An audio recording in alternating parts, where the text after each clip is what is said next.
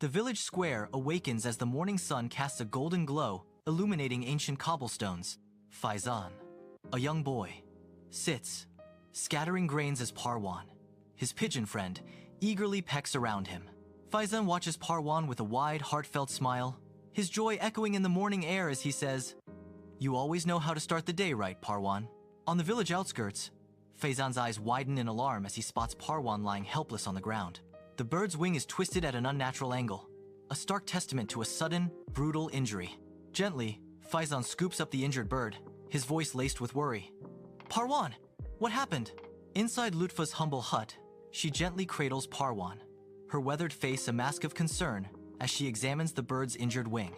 With hands that know their craft, Lutfa sets the broken wing, her movements precise and tender.